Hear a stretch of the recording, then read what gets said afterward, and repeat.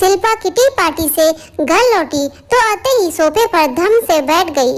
अपनी सासू माँ आरती से बोली, मम्मी जी मेरे लिए खाना मत बनाना, आज बहुत ही हैवी नाश्ता हो गया, मैं थोड़ा आराम करने जा रही हूँ।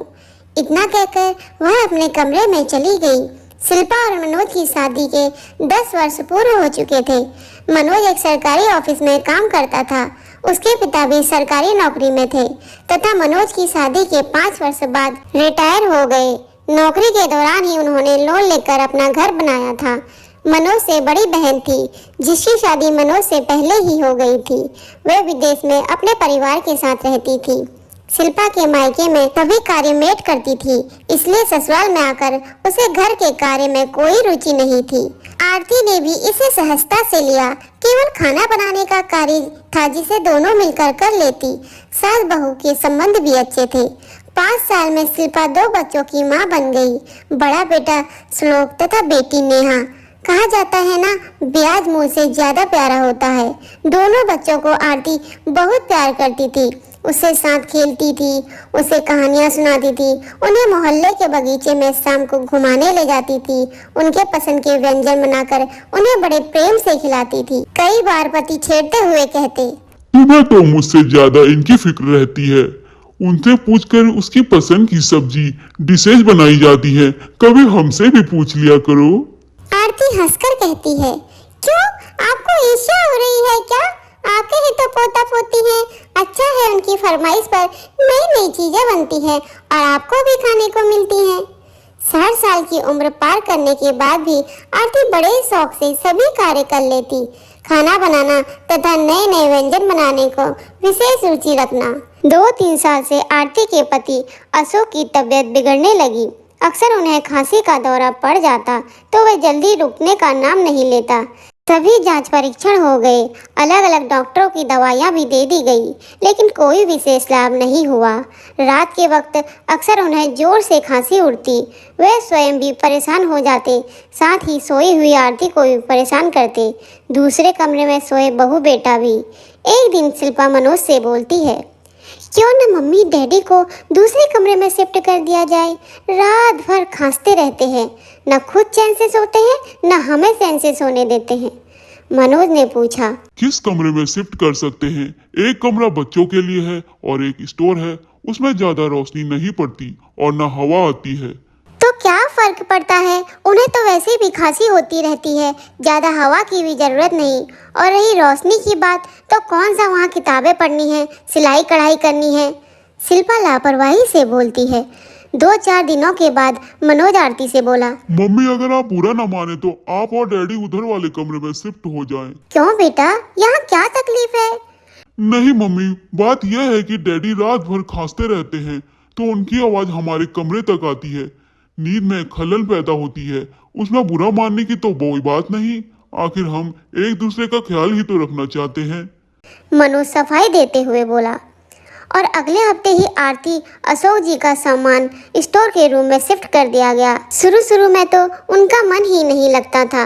इस कमरे में उन्हें घुटन सी महसूस हो रही थी, लेकिन धीरे धीरे उन्होंने समझौता कर लिया कि बेटा बहू नाराज ना हो जाए तो वह कहाँ जाएंगे।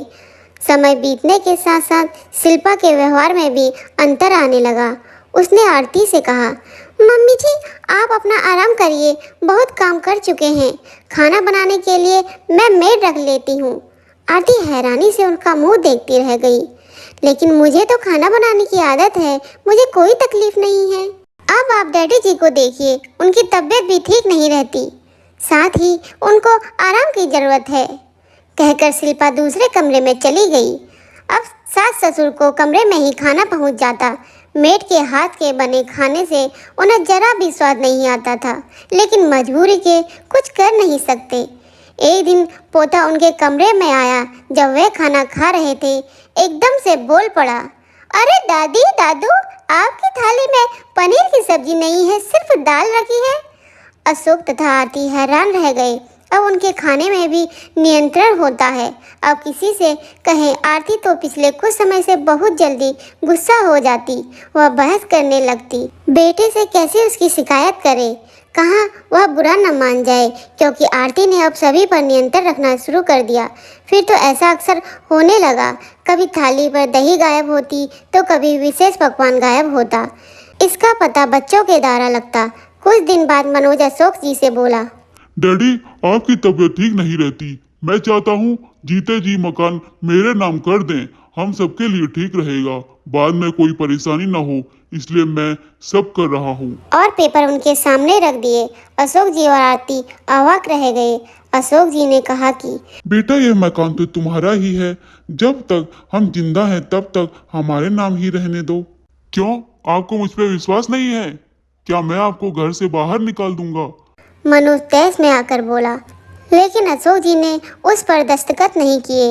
अब धीरे धीरे शिल्पा के साथ मनोज के व्यवहार में भी फर्क आने लगा।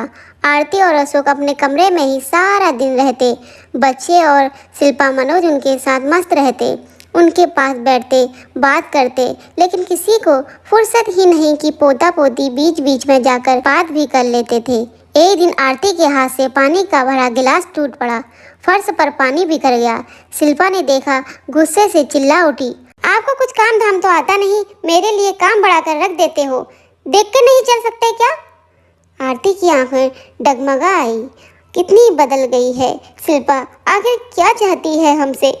क्या सिर्फ मकान आपके नाम करवाने के लिए हमें परेशान किया जा रहा है? क्या धन के लालच में रिश्तों को महत्वहीन बना देना जायज है? एक दिन पोता उनके कमरे में आया और बोला, दादा दादू, ये ओल्ड एज होम क्या होता है? क्यों, तुम्हें इसके बारे में किसने कहा? हाँ, कल मम्मी पापा कह रहे थे कि अब दादा दादी ओल्ड एज होम में रहेंगे।